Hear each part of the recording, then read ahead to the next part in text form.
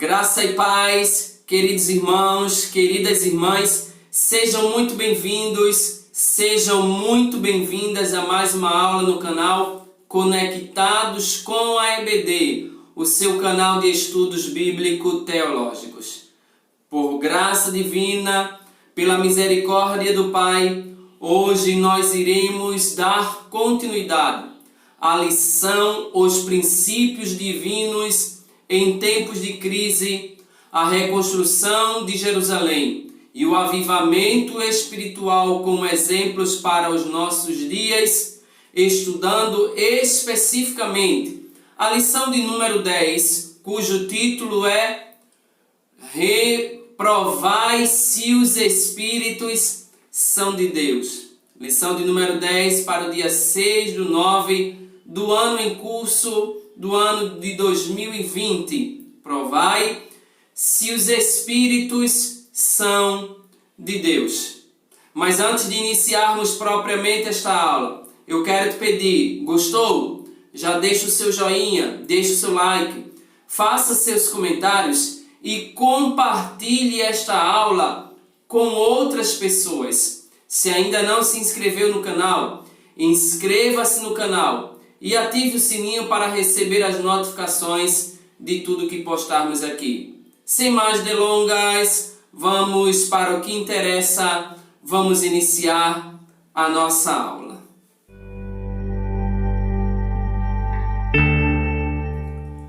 A leitura bíblica em classe, o texto base da nossa lição, na verdade são 3 referências. Neemias capítulo 6, versículos 10 ao 14, logo após primeira carta de Paulo aos Tessalonicenses, capítulo 5, versículos 20 e 21, por fim, primeira epístola de Paulo aos Coríntios, capítulo 14, versículo de número 29. Iniciemos pelo capítulo 6 de Neemias, versículo 10.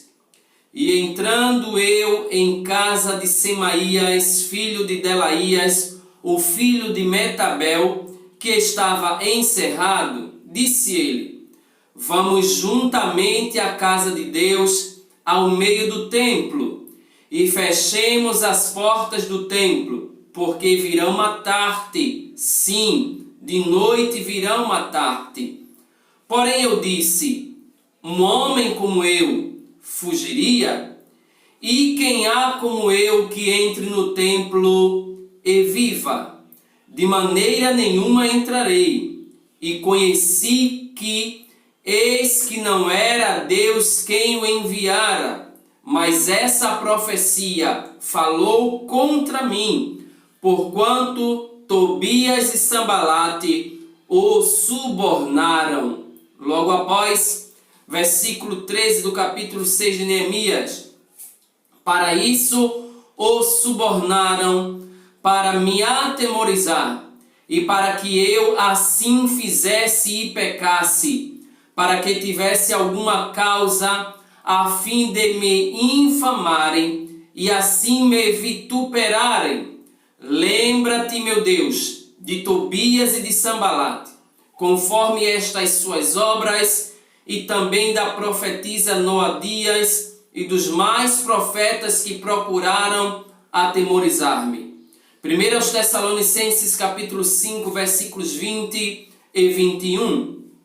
Não desprezeis as profecias, examinai tudo, retende o bem. 1 aos Coríntios capítulo 14, versículo 29. E falem 2 ou 3 profetas, e os outros os julguem.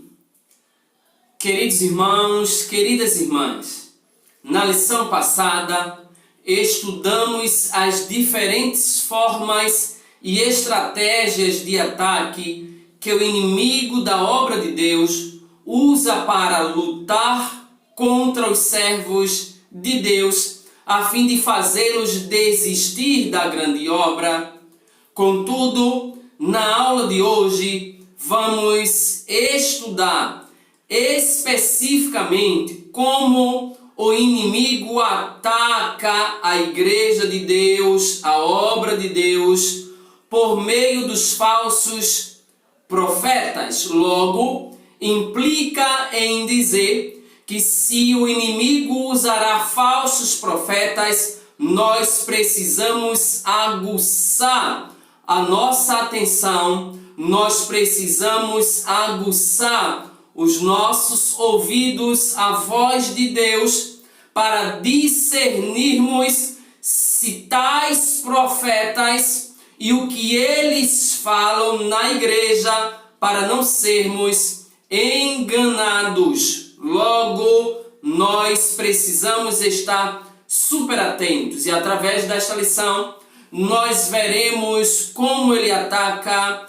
como ele vai usar os falsos profetas, de que maneira devemos julgar se os espíritos são de Deus ou não, e como devemos fazer este julgamento. Mas antes de pensarmos em qualquer coisa, precisamos compreender que o discernimento espiritual é essencial para a saúde espiritual da igreja. Eu vou repetir mais uma vez.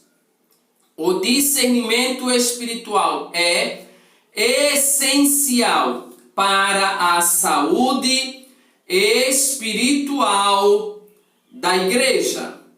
O comentarista da lição, por sua vez, no primeiro tópico, ele já vem nos advertindo: cuidado com os falsos profetas. Ora, por que ele nos adverte neste sentido?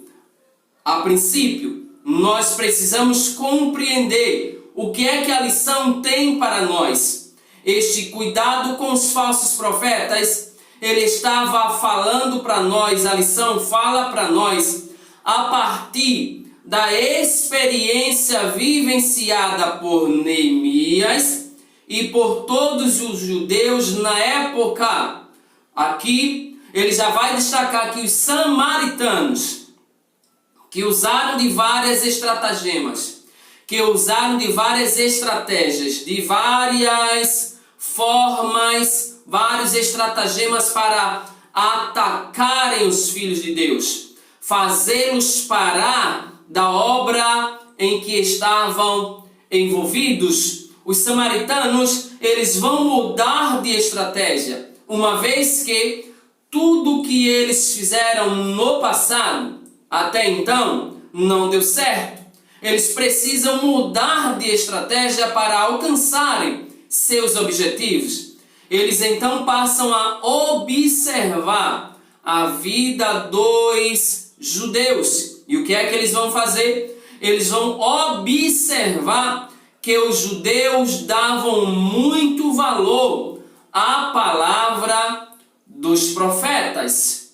Ora, os judeus, sempre empenhados na obra, lembravam-se dos profetas Ageu e Zacarias, os quais profetizavam com tanta graça que a construção do templo, que havia estado parada por 15 anos, recomeçou imediatamente e continuou até a inauguração da casa de Deus.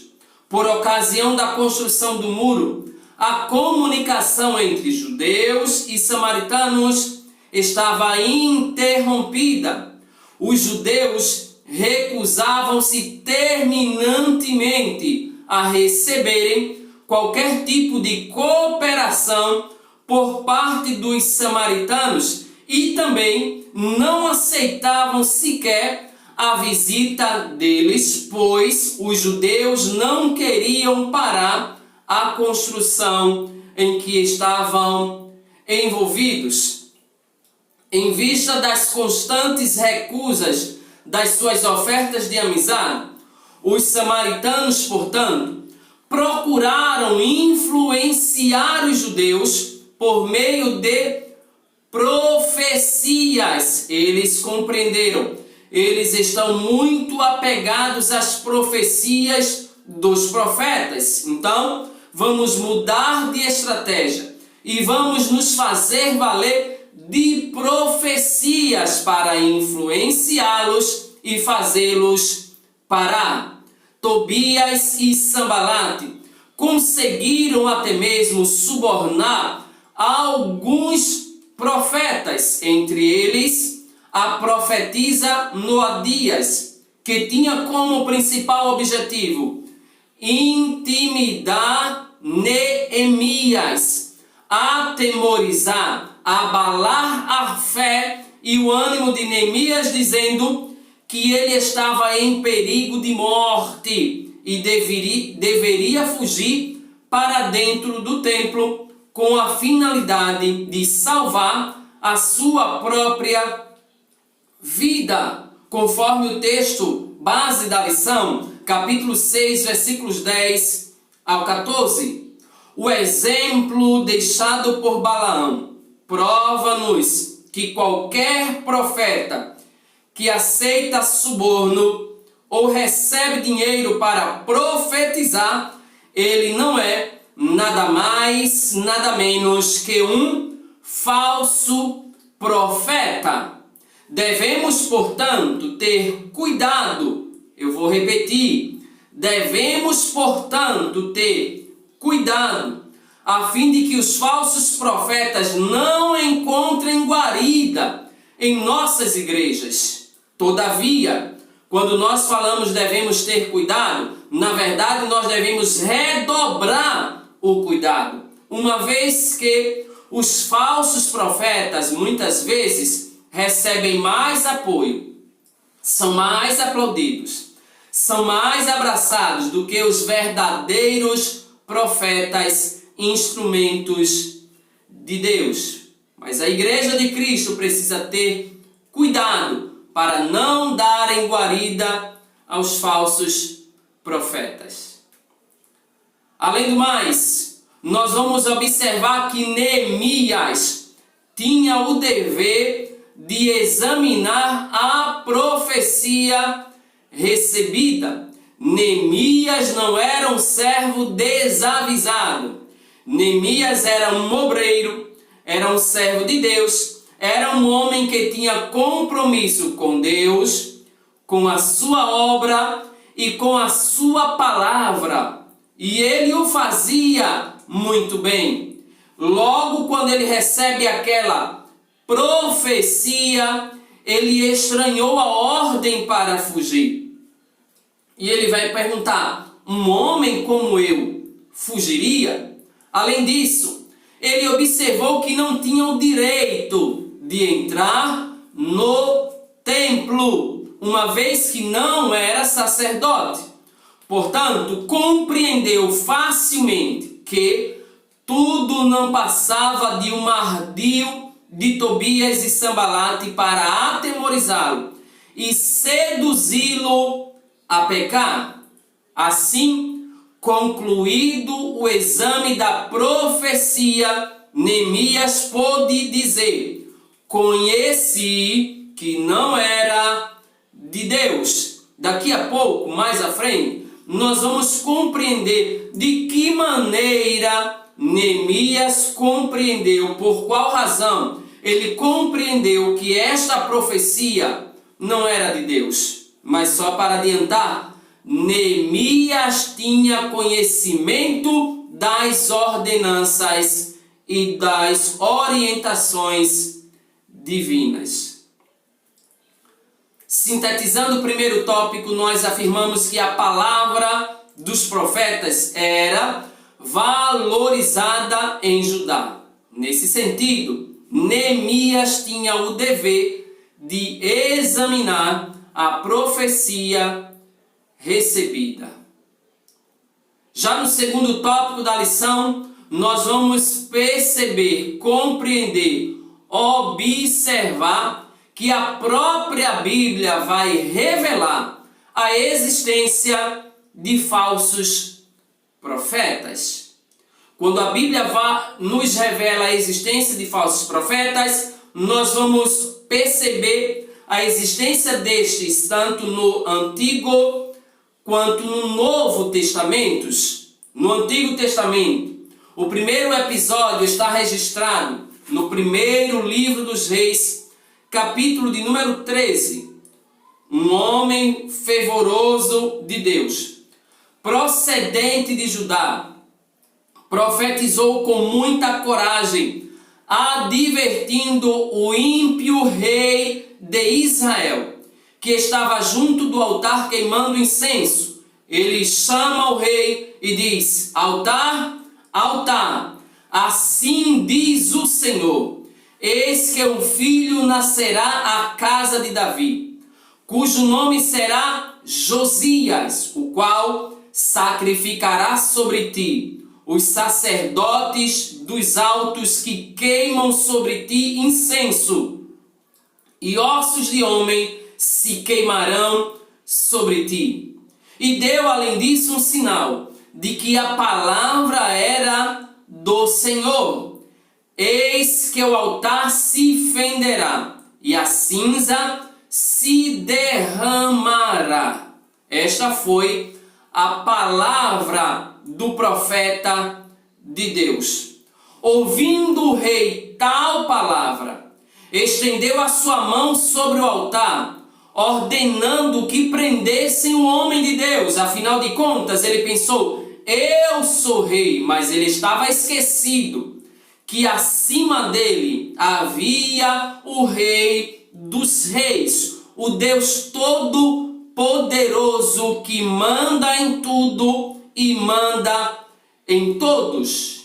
Todavia, a mão que ele estendeu contra o profeta, na mesma hora secou-se. A pedido do rei, o profeta orou a Deus, e Deus misericordiosamente restituiu a saúde da mão do rei ímpio.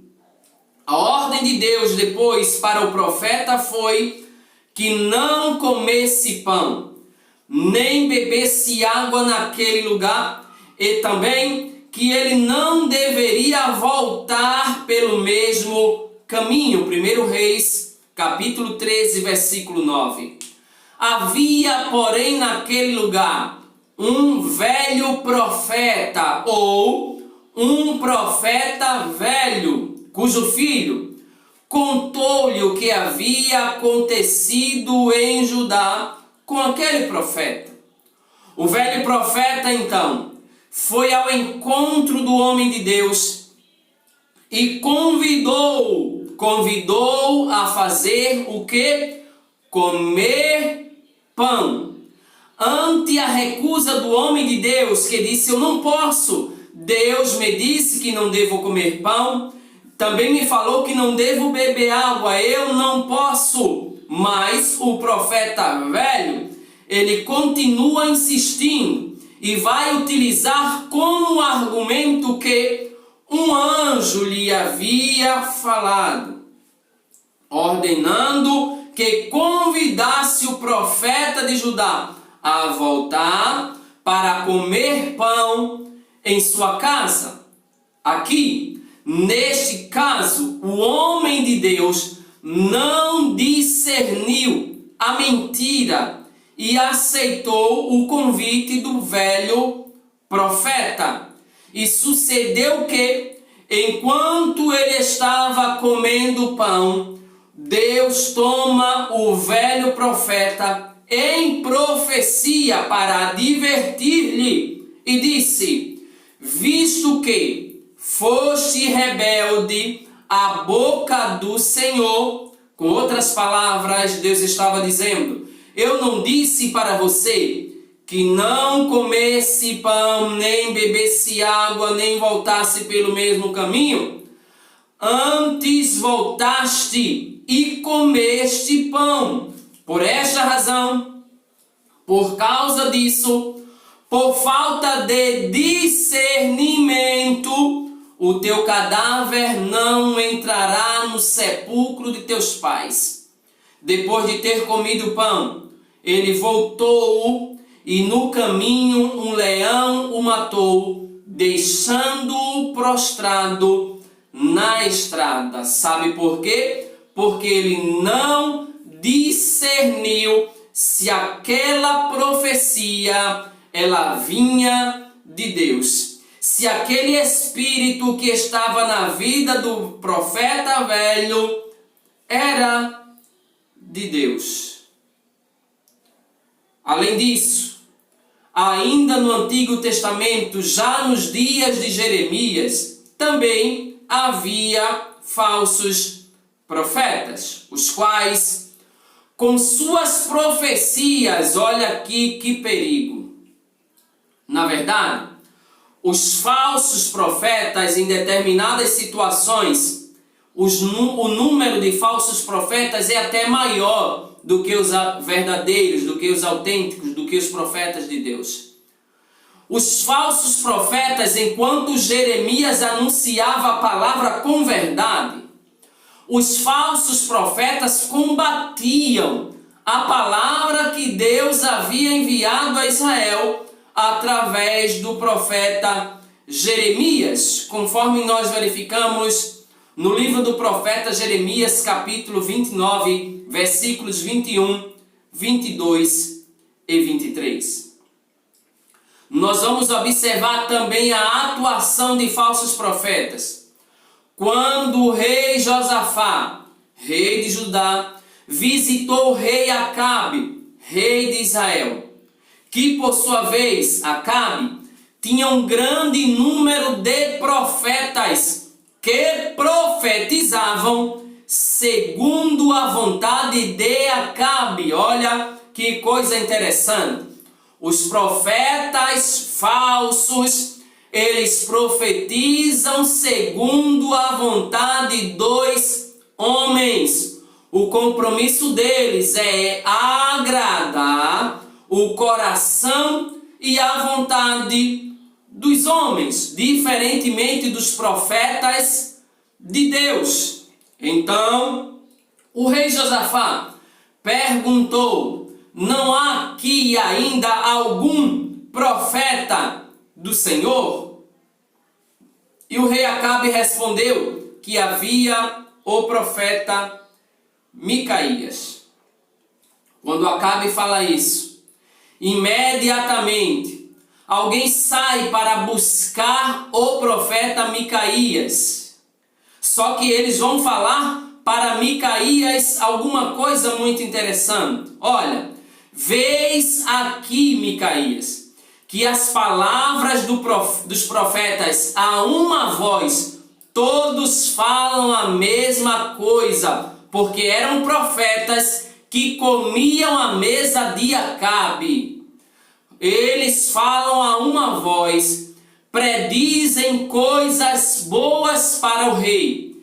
Seja, pois, a tua palavra como a palavra de um deles e fala bem. Eles estavam dizendo: ô Micaías, não tens outra alternativa a não ser falar coisa boa para o rei Acabe. Mas Micaías não era profeta que comia à mesa de Acabe. Micaías não era profeta que comia à mesa de Jezabel. Micaías não tinha compromissos com a vontade de Acabe, muito menos com a vontade de Jezabel. Micaías era profeta de Deus. O compromisso dele era com o Deus dos céus. Portanto, ele abre a boca e diz: olha, o que o Senhor me disser, isto falarei. Não entendeu? Micaías estava dizendo: se Deus colocar palavras boas a respeito do rei, falarei coisas boas. Mas se a palavra que Deus me der for diferente da palavra que o rei quer, eu vou falar do mesmo jeito. E como Micaías profetizou, assim aconteceu. Acabe foi para a batalha, mas não retornou, porque morreu na batalha conforme as palavras do profeta de Deus, Micaías.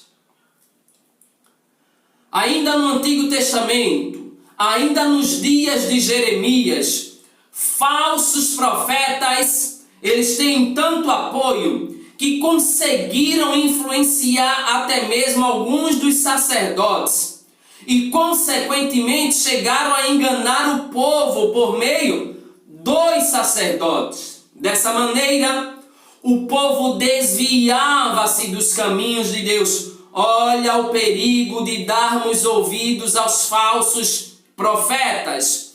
Porque quanto mais ouvimos os falsos profetas, mais nos desviamos dos caminhos de Deus, mais nos afastamos da vontade de Deus e mais nos recusamos a ouvir as verdadeiras profecias dos profetas de Deus. Moisés, Jeremias, Ezequiel combateram fortemente os falsos profetas e seus ensinos heréticos, maléficos e destruidores. É por isso que a igreja precisa ter cuidado com os falsos profetas. Já no Novo Testamento, infelizmente, nós também vamos perceber a presença de falsos profetas, o espírito do engano, o espírito do erro atuando na vida destes. No Novo Testamento, nós temos o caso lá no livro de Apocalipse da chamada Jezabel. Alguns teóricos vão dizer que era o nome de uma mulher. Outros vão dizer que João vai dar este nome por causa do espírito do engano na vida dela, que fazia os crentes a se afastarem da vontade de Deus através dos ensinamentos errados, profanos, malditos, a ponto de o próprio Jesus advertir ao anjo da igreja, ao pastor da igreja em Tiatira, por este ter permitido que uma mulher, Jezabel, falsa profetisa, ensinasse e enganasse os membros daquela igreja, prostituindo-os. A Bíblia também vai nos advertir que nos últimos tempos, nos dias de hoje, inclusive, aparecerão falsos profetas. Mateus 24, 11 e 24.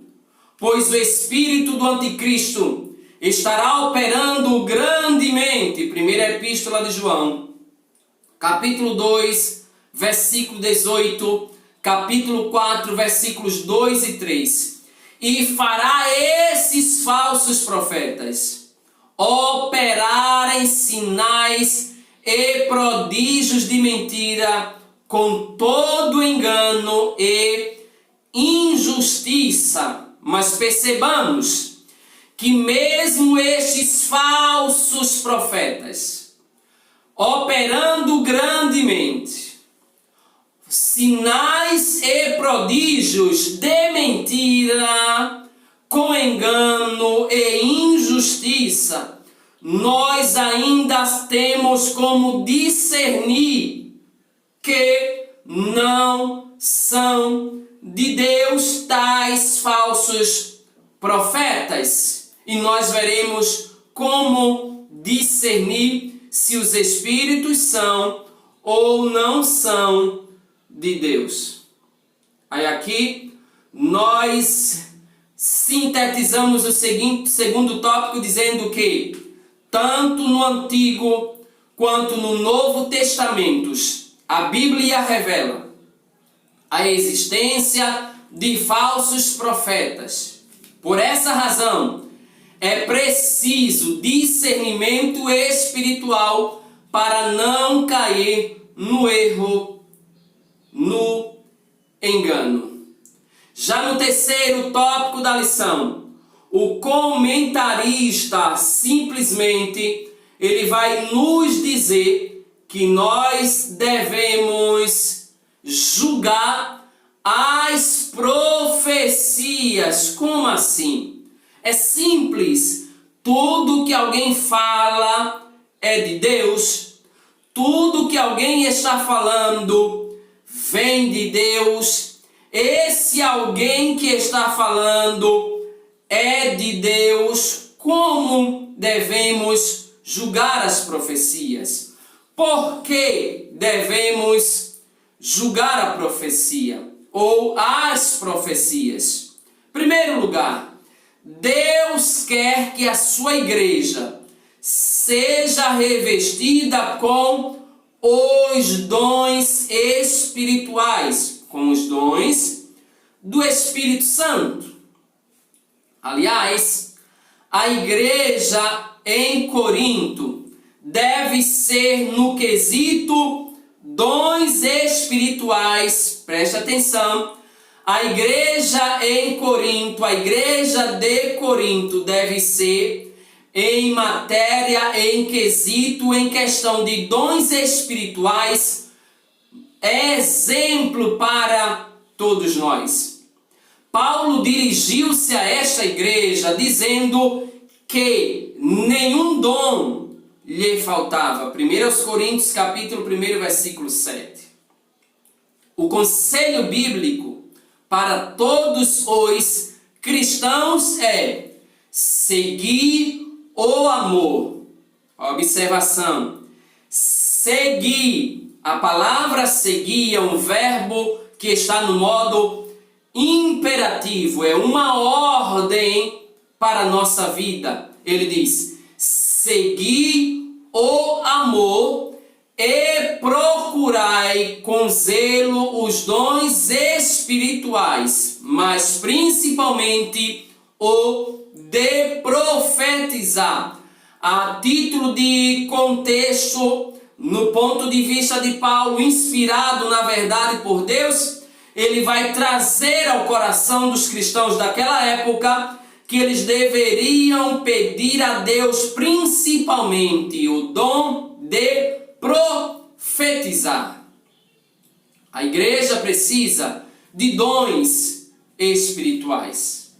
Aliás, quando a igreja vive um despertamento espiritual, os dons espirituais são marcas, características constantes, presentes, atuantes e abundantes na vida da igreja. Pois, quando Deus renova inclusive o dom de profecia e os dons de variedades de línguas e interpretação, por meio de um despertamento espiritual, se torna necessário que a igreja bem doutrinada, para saber como usar os dons espirituais e também como se deve julgar as profecias, conforme a própria Bíblia nos orienta. Portanto, nós, igreja do século 21,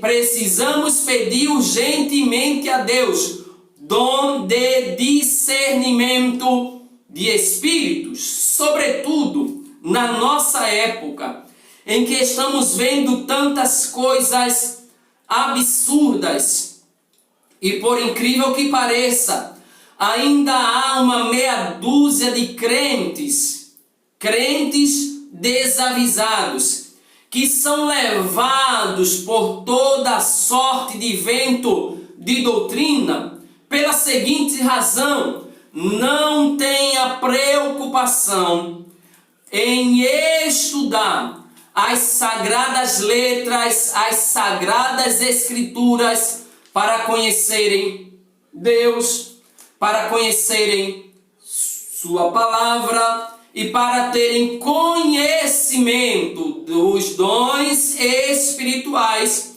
e suas manifestações no meio da igreja. nenhuma passagem, nenhuma mensagem, nenhuma profecia está isenta de exame por parte da igreja. Devemos examinar as Escrituras. Conforme o ensino do apóstolo Paulo, temos o direito, mas não apenas o direito, temos também o dever, a obrigação de julgar se as profecias são ou não são de Deus, tendo como parâmetro as sagradas Escrituras, pois se não estiverem consideradas ou de acordo com a palavra de Deus, tal profecia ou tais profecias são anátemas, pois toda e qualquer falsa profecia tem o objetivo de conduzir o povo de Deus ao erro. Eu vou repetir. Toda falsa profecia conduz o povo de Deus ao erro. Por esta razão, fujamos das falsas profecias e, consequentemente, fujamos também dos falsos profetas. E aqui nós sintetizamos o terceiro tópico dizendo que devemos julgar sim a mensagem profética, pois nenhuma profecia está isenta de exame por parte da igreja. Também devemos julgar as profecias, porque os que profetizam são sujeitos a falhas, são seres humanos. Automaticamente, logicamente, se são humanos, são sujeitos a falhas. A mensagem é de Deus, a mensagem pode vir de Deus, mas o instrumento ele é falho, falível, mortal, limitado. Mas além disso, também devemos julgar as profecias, porque pode haver conhecimento prévio dos fatos, e esse terceiro ponto ainda está ligado ao segundo subtópico deste quarto tópico. Quando o que profetiza conhece os problemas da pessoa para quem está profetizando, pode haver o perigo de que a sua opinião pessoal influencie o conteúdo da mensagem. A mensagem pode ser um produto da opinião daquele que profetiza. Certamente vocês já tiveram experiências dessa natureza, no mínimo, já presenciaram alguém fazendo isso, usando desse artifício, desse conhecimento prévio, para profetizar em nome de Deus aquilo que Deus não lhe mandou profetizar. Temos na Bíblia, inclusive, um exemplo quando o profeta Natã entregou por conta própria uma mensagem profética ao rei Davi, segundo Samuel, capítulo 7, versículo 2. Porém, Deus mandou que ele corrigisse a palavra dada, pois a palavra foi dele, não foi de Deus. Além do mais, devemos julgar as profecias, porque existe também a possibilidade de que o profeta, ao enunciar a mensagem profética, esteja sendo influenciado por um espírito maligno, disseminador de mentiras. Preste atenção, devemos julgar as profecias, pois também existe a possibilidade de que o profeta, ao enunciar a mensagem profética, esteja sendo influenciado por um espírito maligno, disseminador de mentiras. Isso nós podemos até constatar no primeiro livro dos Reis, no capítulo 22, versículos 7, 11, 19 e 21 ao 23. E assim, nós sintetizamos este tópico afirmando: devemos julgar as profecias, porque a palavra de Deus mostra que os que profetizam são sujeitos à falha, podem ter conhecimentos prévios dos fatos ou estarem sob influência maligna. No quinto tópico da lição, como devemos julgar a profecia? No tópico anterior, nós sabemos que devemos julgar e aprendemos por que devemos julgar. Mas este julgamento, como deve ser feito? Em primeiro lugar, examinando as Escrituras. Pois uma profecia jamais pode estar em conflito com a palavra de Deus. Eu vou repetir. Uma profecia jamais pode estar em conflito com a palavra de Deus, pois a palavra de Deus é o prumo. Logo, qualquer profecia que seja divergente do que a Bíblia fala não é de Deus, ou é de origem humana, ou é de origem diabólica.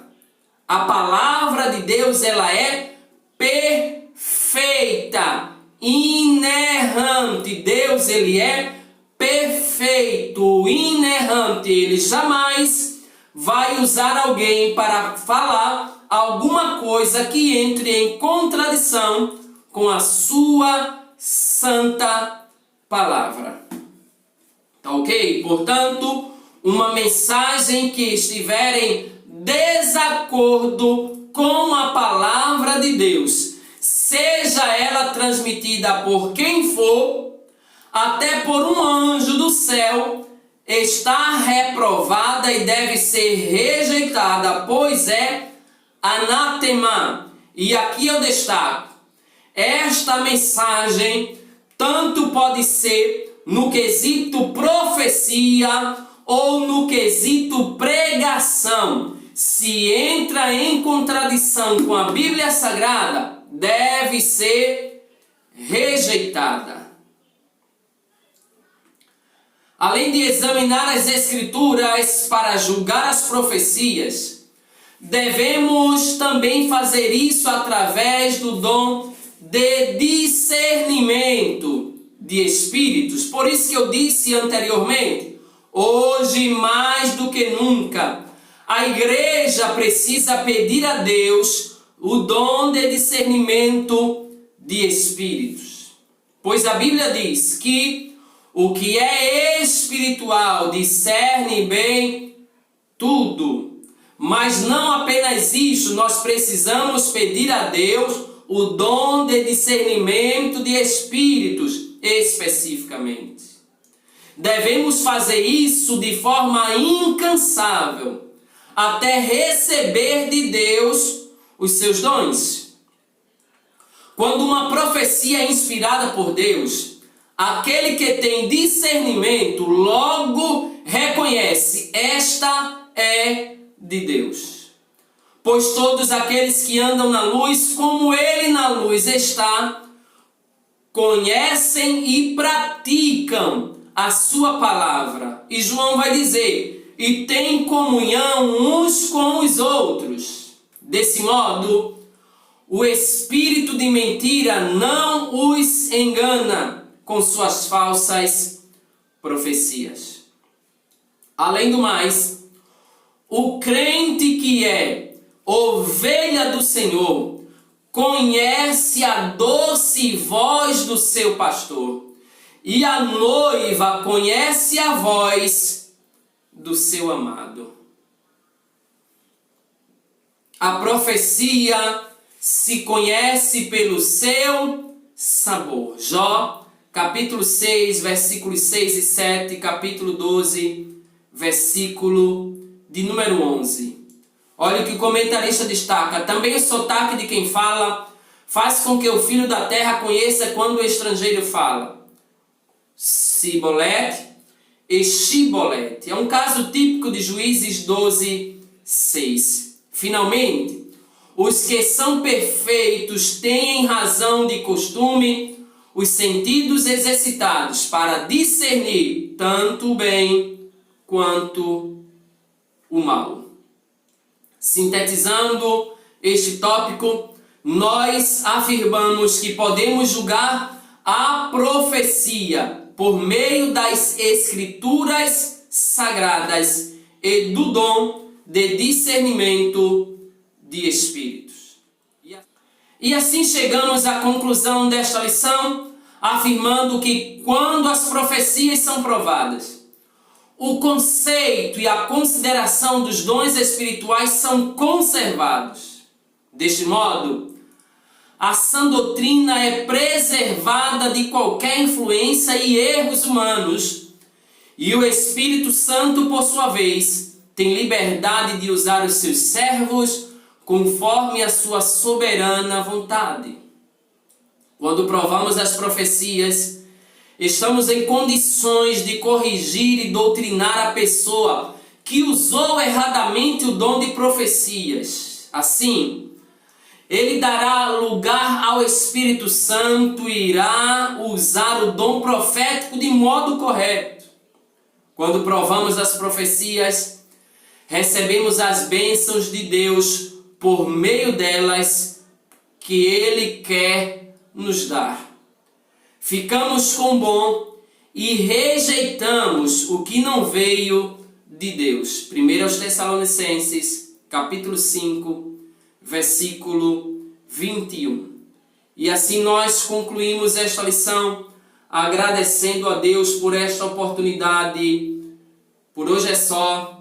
Deus te abençoe. Muito obrigado. Logo mais nos encontraremos na lição de número 11. Esdras vai a Jerusalém ensinar a palavra de Deus. A paz do Senhor.